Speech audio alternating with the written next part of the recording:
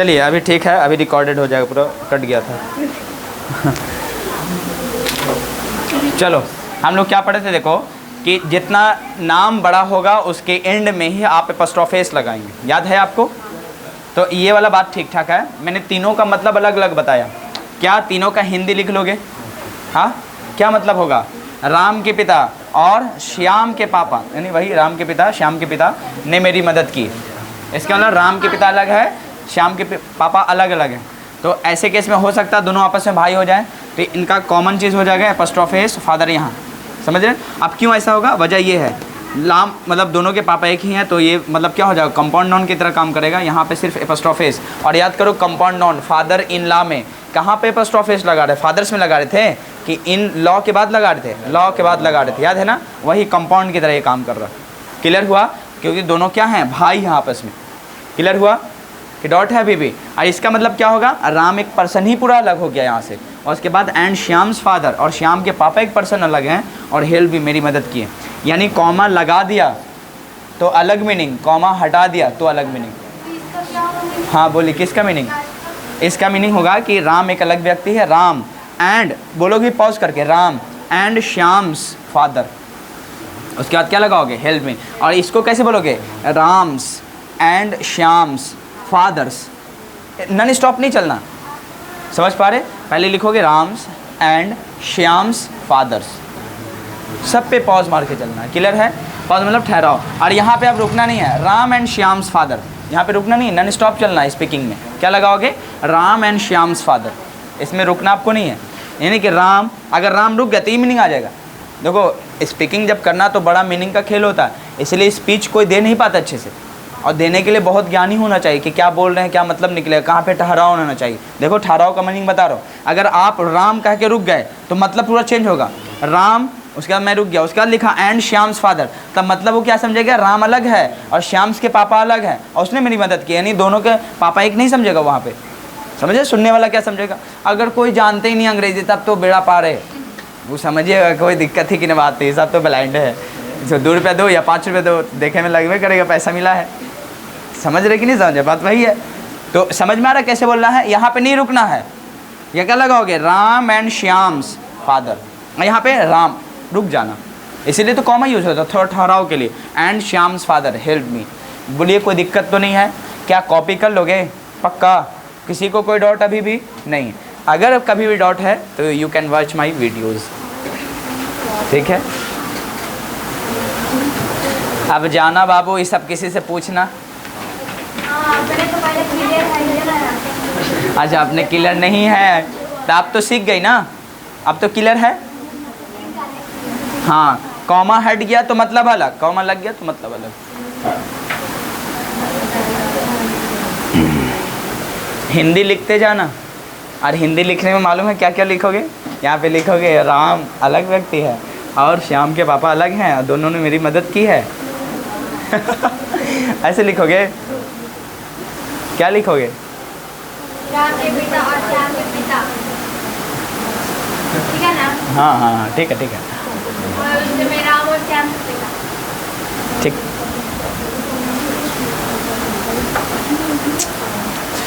आज हमारा समझोगे 2nd या 3rd लेक्चर है एपोस्ट्रोफेस में, पॉजिटिव केस के ऊपर।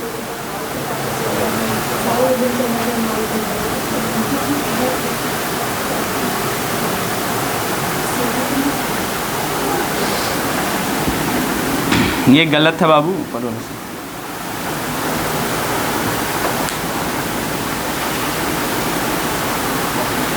कल से एक नए टॉपिक की शुरुआत होगी, कल से। इसके बाद कौन सा टॉपिक होगा देख लेना। टेंस ही है, चलो ठीक है, कोई बात नहीं है। ख़त्म हुआ है वो किताबों के अकॉर्डिंग ख़त्म हुआ, इस तरह से नहीं ख़त्म हुआ, इस तरह से एक बार पढ़ा के निकालेंगे, ठीक है? एकदम आराम से। टेस्ट लें? किस चीज़ का टेस्ट? पूरा जितना पढ़ाया गया है टेंस का, ठीक है? रुको एक बार कंप्लीट करने दो। अब टेंस थोड़ा अच्छे तरीके से पढ़ाया जाएगा एकदम शुरू से और एडवांस तक कि कैसे कैसे हुआ, क्यों हुआ। टेंस अगर एक बार में पूरा टेंस। नहीं वैसे तो प्रेजेंट इंडेफिनिट चालू करेंगे ना तो बेसिक और नॉन। मैं कोशिश करूँगा कि 3 क्लास आपका बेसिक हो, एक क्लास में पूरा प्रेजेंट इंडेफिनिट का और प्रेजेंट परफेक्ट कंटिन्यूस तक का बेसिक खाली ख़त्म हो जाए। फिर दूसरी क्लास में आएंगे पास्ट से लेके पास्ट इंडेफिनिट लेके पास्ट परफेक्ट कंटिन्यूस तक ख़त्म हो जाए, समझिए। फिर थर्ड स्टेप फ्यूचर इंडेफिनिट से लेके फ्यूचर परफेक्ट कंटिन्यूस तक खत्म हो जाए। 3 लेक्चर में सिर्फ बेसिक खत्म, उसके बाद आएंगे एंट्री करेंगे एडवांस में, समझे। और वही बेसिक ख़त्म करना ज़रूरी है। कई बच्चे नए जुड़ेंगे तो फिर दिक्कत होगा, कई लोग पहली बार पढ़े तो उनको भी देख के चलना पड़ेगा।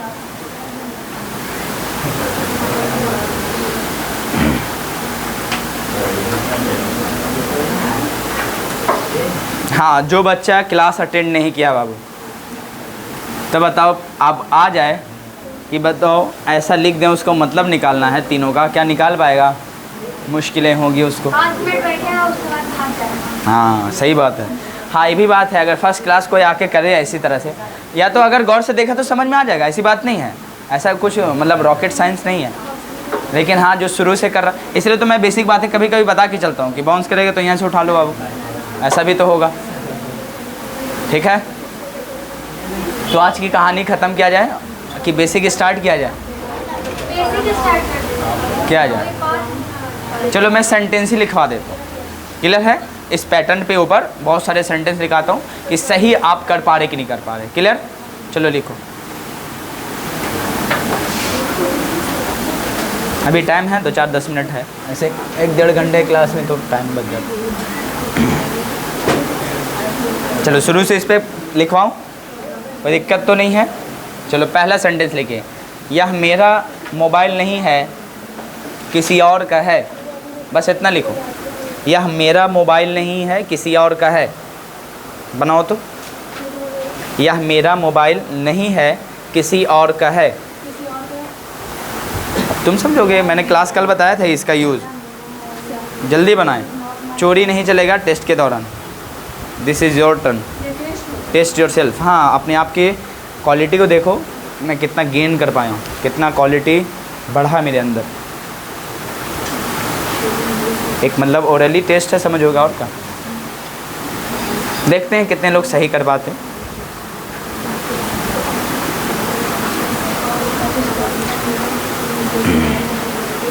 किसी और को फिर लगाएगा। somebody होता है somebody मतलब somebody's होगा, somebody else's होगा। अब दोनों में से एक का सिलेक्शन करना। याद है आपको? यह मेरा कार नहीं है, तब क्या बनाओगे? This is not my car होगा। उसके बाद क्या लिखोगे? somebody else's, एल्स में एपोस्ट्रोफ है एस।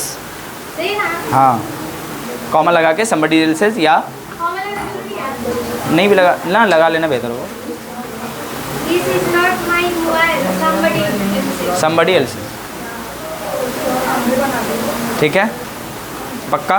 कल बताया से somebody's क्यों नहीं आएगा, इसका मतलब बताए थे, क्योंकि एक बार किसी मतलब नॉन का जिक्र हो जाए तो दोबारा उसमें somebody's नहीं लगाना है, किसी और को जिक्र करना, उसके लिए else लगाना है एक्स्ट्रा में। हो गया पक्का। अच्छा चलो, एक और बातें हैं मैं आपको शेयर कर देता हूँ, सुनो।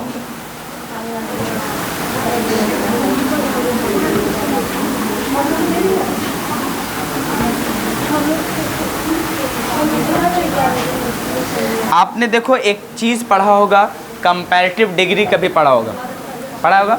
गुड का बेटर बनाते हुए कभी देखा है? कंपैरेटिव डिग्री पढ़ा है ना, कि वह मुझसे अच्छा है, वह मुझसे अच्छी, इस तरह से कहना होगा सेंटेंस। जैसे मैं, चलो ऐसा ले लो, मैं उससे अच्छा हूँ, तो आई एम बेटर देन, उसके बाद ही लगाएंगे। अब कुछ लोग सोच रहे हिम क्यों नहीं लगाएं। अब चलो इस बात को पहले चेक कर लेते हैं। देखो अगर मैं कहूँ कंपैरेटिव डिग्री का थोड़ा एग्जांपल ले लेता हूँ। देखो गुड जो होता है उसका ये पॉजिटिव डिग्री है, उसका कंपैरेटिव डिग्री सीडी, एक पूरा चैप्टर बताएंगे। फिलहाल इतने ही समझ के चलना है, इसका कंपैरेटिव डिग्री बेटर होगा और इसका सुपरलेटिव डिग्री बेस्ट बनता है, ठीक है। गुड, बेटर और बेस्ट। देखिए मैं कहूँ मैं उससे अच्छा हूँ, तो आई एम, उसके बाद क्या लगाएंगे? बेटर, और बेटर के बाद कंपैरिजन के लिए क्या लगाओगे? देन, उसके बाद क्या लगाएंगे? यहाँ पे अगर हिम लिखता हूँ और मैं लिखता हूँ ही, दोनों में से क्या सही होगा? बोलो, खुद बताओ, अभी खुद बताइए। पहले देखो जवाब देना है तो क्यों सोचना क्यों ऐसा हुआ, देखो यहाँ पे ही सही है, हिम गलत है। कैसे? I am better than. खुद बताओ, मैं अपना कंपैरिजन बताओ, ये खुद बताओ सब्जेक्टिव फॉर्म है कि नहीं है? अरे सब्जेक्टिव फॉर्म तो समझ में आता है ना। हाँ, सब्जेक्टिव फॉर्म का कंपेयर, देखो तुलना जब करते हो, कंपैरिजन करते हो तो सेम लोगों से ही करोगे। यानी एक चीफ मिनिस्टर का दूसरे चीफ मिनिस्टर से, एक प्राइम मिनिस्टर का दूसरे प्राइम मिनिस्टर, यानी लेवल दोनों का सेम होना चाहिए। ऐसा कभी नहीं होगा कि एक जनरल पर्सन का कंपैरिजन आप किसी प्राइम मिनिस्टर, चीफ मिनिस्टर से करोगे, अच्छा लगेगा क्या? नहीं ना। इसका मतलब लोगों की मतलब तुलना जब भी करो तो उनकी क्वालिटी देखना। यानी एक छात्र अगर 9th में है, एक छात्र मालूम चला 12th में है, तो क्या कंपैरिजन करोगे? करना बेवकूफ़ी है, क्योंकि स्टैंडर्ड ही नहीं मिलता। जब 9th का है, 9th से करोगे कि हाँ ये ज़्यादा अच्छा, ये कम अच्छा। स्टैंडर्ड दोनों का सेम होते हुए भी कम मेहनत करता है, ज़्यादा मेहनत करता है। यानी देखोगे कंपैरिजन जब भी करोगे तो सेम लोगों से ही करते। खुद बताओ, यहाँ पे सब्जेक्टिव फॉर्म है, तो जो कंपैरिजन कर रहे हो कि मैं उससे अच्छा हूँ, तो ये भी तो मतलब क्या होना चाहिए? कंपैरिजन तो सेम पैटर्न पे चल रहा है। समझ पा रहे कि नहीं पा रहे? इसीलिए ये सब्जेक्टिव फॉर्म है, तो इसको भी क्या लगाना पड़ेगा? सब्जेक्टिव फॉर्म ही देना पड़ेगा, ना कि ऑब्जेक्टिव फॉर्म। समझ में आएगा? क्लियर है? इसीलिए क्या लिखोगे? ही। बोलो समझ में? ऐसा भी कभी कभी होता है, आई एम बेटर। देखो आई के साथ अपना वर्ब दिया है, तो इसको भी कंपैरिजन जब कर रहे हो तो सेम वर्ब इसके अकॉर्डिंग लगाना भी सही होता है। तो ही इज़ भी लिख दोगे तो भी सही है, और ही पे लिखोगे तो भी सही है। समझ पाए? कोई दिक्कत तो नहीं? देखो मैं कंपैरेटिव ट्रिक नहीं पढ़ाऊंगा, मैं सिर्फ पोजीशन पे चलाऊंगा वापस। जैसे आपको कैसे दिखाया था, आर्टिकल पढ़ा के पोजीशन पे लेके चले आए थे, है ना? वैसे ही अभी पढ़ाऊंगा इससे रिलेटेड, जितना भी रिलेटेड होता है। अच्छा बहुत सारा है तो बहुत सारा, लेकिन आपके अकॉर्डिंग जितना पढ़ा दे रहा हूँ सफिशिएंट है। देखो I am better than, him ना लगा के ही लगाओगे, ही के अकॉर्डिंग इस भी लगाओगे तो भी सही होगा, दोनों सही। लेकिन यहाँ पे हिम नहीं हो सकता, ठीक है ना? क्लियर? क्यों नहीं हुआ? समझ में आया? बोलो पक्का? क्योंकि सब्जेक्टिव फॉर्म है, तो आने वाला जो पैटर्न होना चाहिए, कंपैरिजन होना चाहिए, किससे होना चाहिए? बराबर के लोगों से। यानी सब्जेक्टिव फॉर्म का कंपैरिजन सब्जेक्टिव फॉर्म से, ऑब्जेक्टिव से तो नहीं लगा सकते। समझ पा रहे कि नहीं पा रहे? चलिए अब यहाँ पे इसको हटा दो, ये तो आपके काम का नहीं है, बचपन में आप जानते भी होंगे। अब चलो मैं लिखता हूँ, दिस कार इज़, मैं लिखता हूँ बेटर देन, मैं लिखता हूँ राम। खुद बताओ क्या सेंटेंस में, देखो डायरेक्ट अब मैं वहीं चला रहा हूँ जो मुझे पढ़ाना है। ये सेंटेंस बताओ सही है कि गलत है? गलत है। क्या गलती है बताओ? अब देखो गौर से सोचो, एक कार मैंने लिखा है, दूसरी तरफ किसी पर्सन का मैंने नाम लिख दिया है, तो खुद बताओ किसी कार का तुलना किसी पर्सन से करना क्या सही है? नहीं है। पक्का? अब चलो यहाँ पे अगर मैं लिख देता है राम्स कार, सही हो जाता? हो जाता ना, क्योंकि इस कार की कंपैरिजन राम के कार से कर रहे हैं, तो सही हो गया। लेकिन फिर भी गलत है। अब कैसे? नॉन के रिपीटेशन को रोकना है तो ऑटोमेटिक यहाँ से नॉन कट जाएगा, ऑटोमेटिक यहाँ पे अब सिर्फ राम्स लिखेंगे तो सही होगा। बोलो समझ में आ रहा है? इसका मतलब ये समझ में आया, this car is better then Ram's, ऐसा लिखोगे तब समझ में आएगा यह कार राम के कार से बेहतर है। बोलो इसका मतलब समझ में आया? कोई दिक्कत तो नहीं है? हाँ, अब एक सेंटेंस देंगे, मीनिंग निकाल दोगे? बोलो, है ना? चलिए फिर से चलता हूँ, मैं लिखता हूँ this pen is better than, अब मैं लिखता हूँ राजू। बताओ सेंटेंस सही है कि गलत है? अभी दिमाग काम करेगा, है ना? क्या गलती किया है यहाँ पे? क्या सही होना चाहिए? अब यहाँ तक तो ठीक चलोगे, है ना? यहाँ पे बेटर दैन लगाया, तो किसका कंपैरिजन? पेन का कंपैरिजन किससे? राजू से। तो बेवकूफ़ी होगी, एक पर्सन का कहाँ थिंक से करो, गलत है ना? तो इसको क्या करोगे भाई? तो इसके राजू का पेन से करोगे, हाँ भाई ये पेन राजू के पेन से बेहतर है, तो आप यहाँ पे क्या लगाओ? राजूस पेन लगाएंगे, तो भी गलत हो जाएगा। क्यों गलत होगा? नॉन के रिपीटेशन को बार बार नहीं करना, इसको रोकना है। तो बताओ यहाँ से भी पेन क्या हो जाएगा? हट जाएगा, सिर्फ यहाँ तक रहेगा। मुझे उम्मीद है कि आप समझ गए होंगे, बाकी हम लोग कंपैरेटिव डिग्री में समझेंगे क्या होता है। क्लियर? तो ये एपॉस्ट्रोफी वाला केस समझ में आ गया? कोई दिक्कत? इसको भी आप कॉपी कर लीजिएगा। इसका हिंदी क्या निकालोगे बताओ?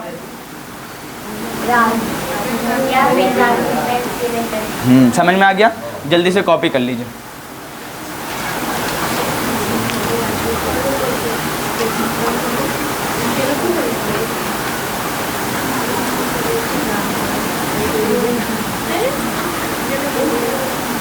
जब भी आप भूल जाइएगा तो मुझे याद YouTube पे कीजिएगा, नहीं तो फिर से प्रैक्टिस के लिए YouTube पे तो उतना प्रैक्टिस नहीं होता, प्रैक्टिस के फिर ऑफलाइन ज्वाइन कर लेना कोर्स। फिर एक बार ज्वाइन करने के बाद ज़िंदगी में प्रॉब्लम नहीं होगा लाइफ में कि अंग्रेज़ी भी डर लगने लगा, इसकी गारंटी होगी। लास्ट में वर्ड भी करा देंगे। वर्ड मतलब समझ रहे, कई सारे वर्ड हैं, उसका सिलेक्शन कैसे करना एंड में होता है। बस खुद को समय दीजिएगा, मैं आपके साथ हूँ हमेशा। बस अपने लाइफ को मजाक में मत लेना, आने के बाद सीरियसली पढ़ाई करना, जो पढ़ाया जाए उसको एक नहीं 4 बार रिपीट करके घर से आना, क्योंकि जब आप निकलते हैं तो आप नहीं निकलते, आपके माँ बाप की उम्मीदें निकलती है कि बेटा ये बेटी निकली है तो कुछ करने के लिए। अब खुद यहाँ आने के बाद तुम क्या कर रहे हो तुम जानते हो। बाकी तो मैं अपनी ज़िम्मेदारी निभा दे रहा हूँ, इसकी प्रूफ के लिए वीडियो भी बना देता हूँ कि मैंने भी पढ़ाया है, आपने पढ़ाई कि नहीं। हाँ बोलो क्या हो जाएगा, क्या फ़र्क पड़ता है। आप लोग यही ध्यान दीजिए कि अंधेरा हो गया, लाइट आ गया, ये हो गया, ये तो ध्यान ही नहीं है यहाँ पे कि क्या मतलब चल रहा है। अच्छी बात है, ध्यान मुझ पे नहीं बोर्डों पे दीजिए, ठीक है, ठीक, बोर्ड पे दीजिए, ठीक है। उसमें फिर कहोगे वाइट बोर्ड पे दीजिए। चलिए हो गया, हटाऊँ क्या। अब तो अभी बहुत सारे हैं, अगर आप इजाज़त दें तो पढ़ाएं, नहीं अगर थक रहे हो मैं छोड़ देता हूँ। अगर आपको अच्छा लग रहा है तो यू कैन, और आगे बढ़ो। हैं लेट तो नहीं होगा ना, हैं कोई कोचिंग वोचिंग हैं। चलिए हटा देता हूँ, फिर से चलता हूँ। चलिए 2-3 पॉइंट और है उसको कवर कर लेते है ना।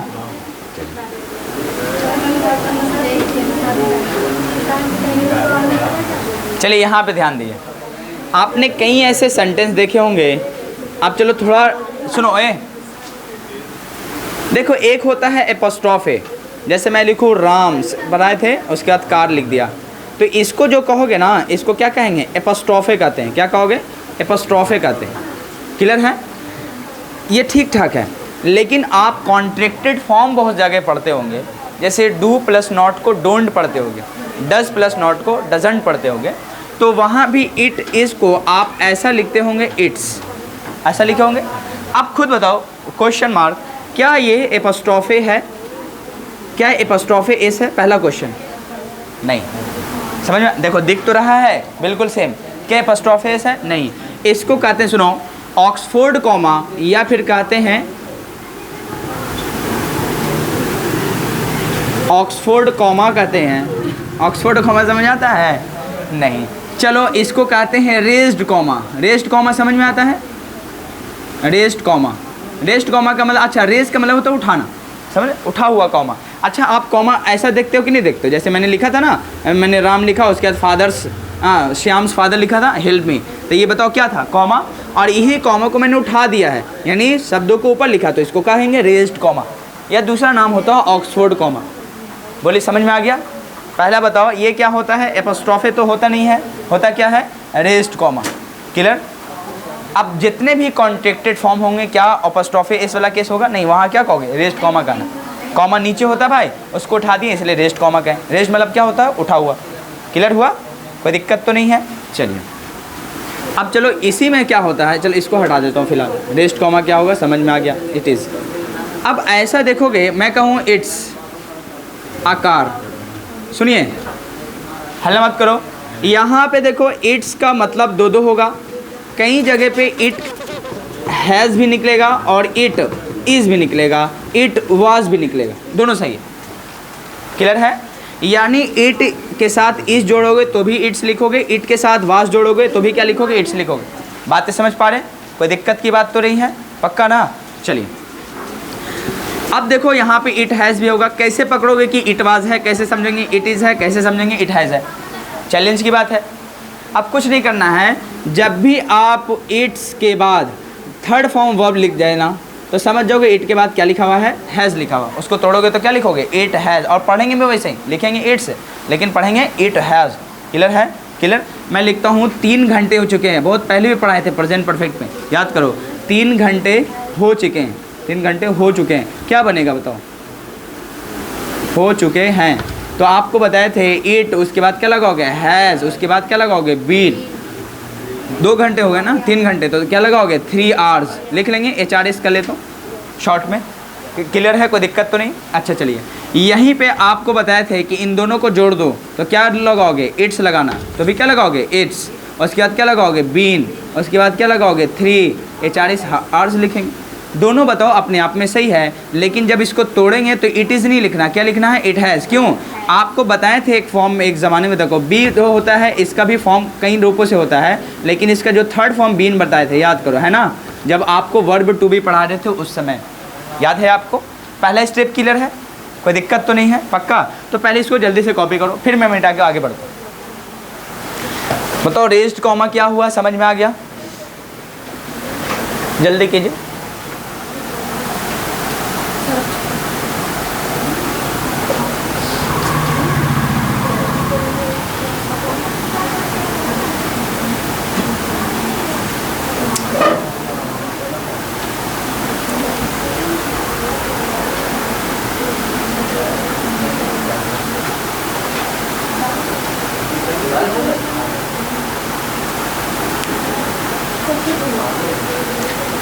If you want to go, you can go now.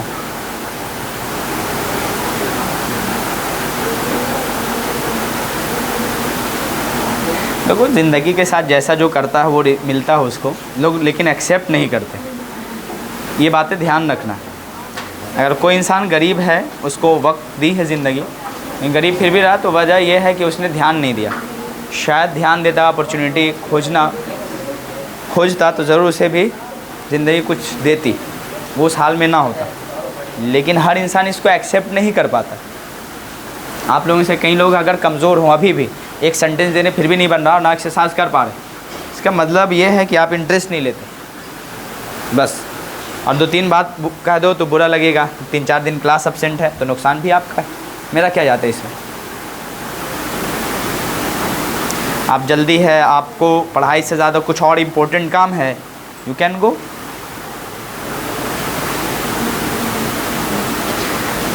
ज़बरदस्ती पढ़ाई तो होती नहीं, और पढ़ाई की कोई फ़ी भी नहीं होती, बस मैं कहाँ कुछ कर रहा हूँ, यू कैन गो। इसलिए कह देता हूँ कि आपको बहुत जल्दी रहता है। यस यस,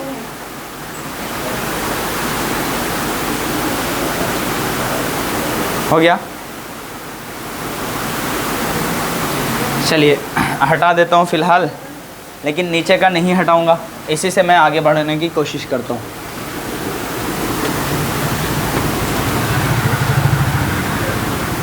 चलिए यहाँ पे ध्यान दीजिए। अब इट हैज़ तो समझ में आ गया कि जब भी इट्स के बाद थर्ड फॉर्म वर्ब मिलेगा तो समझ जाएंगे इट हैज़ लिखा हुआ, उसका आप क्या कहोगे, पढ़ना भी यही है, इट हैज़ बीन 3 आवर्स लिखना, इट्स बीन नहीं लगाते, वो बेहतर होगा कि इट हैज़ बीन लगाना। क्लियर? चलो अब देखो यहाँ पे आओ, मैं लिखता हूँ इट्स,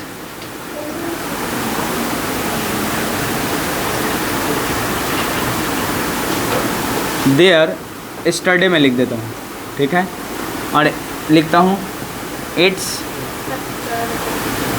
देयर, उसके बाद मैं नाउ लिखता हूँ। देखो नाउ का मतलब होता है प्रेजेंट टाइम को दिखा रहा कि नहीं दिखा रहा है, प्रेजेंट टाइम। क्लियर? और ये क्या दिखा रहा है, पास्ट टाइम। स्टरडे का मतलब क्या होता है, बीता हुआ कल। क्लियर? अब इसको आप तोड़ोगे तो बताओ पास्ट टाइम है तो क्या इट इज़ लिखोगे, नहीं लिखना पड़ेगा, क्या लगोगे, इट वाज देयर, उसके बाद क्या लगाओगे, स्टरडे। इसका मतलब कोई थिंग्स की बात कर रहा, सिंगुलर है, कि यह कल वहाँ था। समझ पा रहे कि नहीं पा रहे?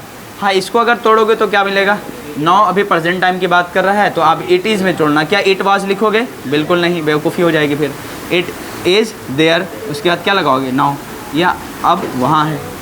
बोलिए समझ में आ गया? हाँ, ऐसा हो जाए, मैं लिखता हूँ इट्स, है ना, उसके बाद मैं लिखूँ इट्स अ,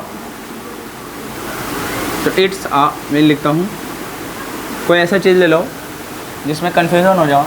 और चलिए अब इसका एग्जैक्ट मीनिंग कोई नहीं बता सकता, इसका दोनों मीनिंग होगा, समझ पा रहे ना। इट इज़ अ पेन भी कह सकते हो और इट वाज अ पेन भी कह सकते हो, जब टाइम का डिफरेंस ना हो। लेकिन फिर भी ज़्यादातर प्रेजेंट टाइम के चीज़ों पे जाएगा, प्रेजेंट को ही ज़्यादा प्रेफरेंस देना है, पास्ट को कम प्रेफरेंस देना है। जब ये मतलब ना समझ में आए तब, समझ पा रहे कि नहीं पा रहे, प्रेजेंट को ज़्यादा वैल्यू देना है, पास्ट को कम देना है। क्लियर हुआ? यानी इसको आप 3 स्टार दे रहे हो तो इसको 1 स्टार बस। क्लियर? नहीं क्लियर हुआ? अच्छा, फिर से देखो, इट्स देयर लिखा हुआ है स्टरडे, तो बताओ मैंने बताया था 8 मतलब स्टरडे क्या होता है, पास्ट टाइम, नाउ मतलब होता है प्रेजेंट टाइम। क्लियर? अब यहाँ पे क्या होगा, इट्स अब तोड़ोगे तो इट इज़ भी तोड़ सकता है और इट वाज में भी तोड़ सकता है, क्योंकि दोनों का मतलब वही होता। तो ऐसे केस में लेकिन देयर बता रहा हमें पास्ट टाइम हो, तो बताओ यहाँ पे क्या आएगा, वाज आएगा, समझे। और यहाँ पे नाउ क्या दिखा रहा है, प्रेजेंट टाइम, तो यहाँ पे बताओ वाज ना कर इज आएगा। बस यही कॉन्सेप्ट है, समझे टाइम के। अगर पता ना चले ऐसा लिखा रहे तो ज़्यादातर प्रेफरेंस प्रेजेंट टाइम का दोगे, पास्ट टाइम का कम देना है। क्लियर? क्या कुछ नहीं है। इट मैं लिखूँ इट वाज देयर स्टरडे, या मतलब इट कोई थिंग्स होगा, वस्तु होगा, इट वाज देयर स्टरडे, कल ये वहाँ था, ये मतलब होगा। अब ये यहाँ है, ख़त्म हो गया। क्लियर? हिंदी भी लिख दो ऐसा हो तो। बोलो समझ में आया? पक्का ना? कोई डाउट? चलिए बहुत अच्छा।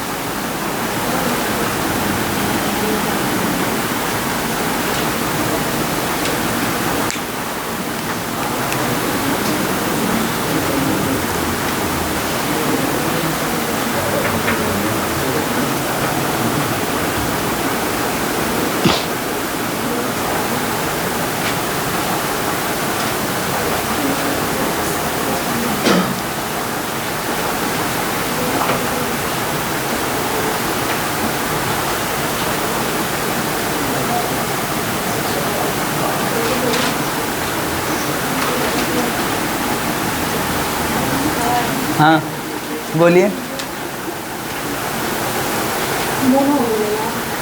तो अच्छा ठीक है, अब छुट्टी हो गया, ठीक है मैं यहीं पे क्लोज़ करता हूँ, ज़्यादा नहीं पढ़ाता, ठीक है अब ख़त्म, टाटा बाय बाय, क्लोज़ करें।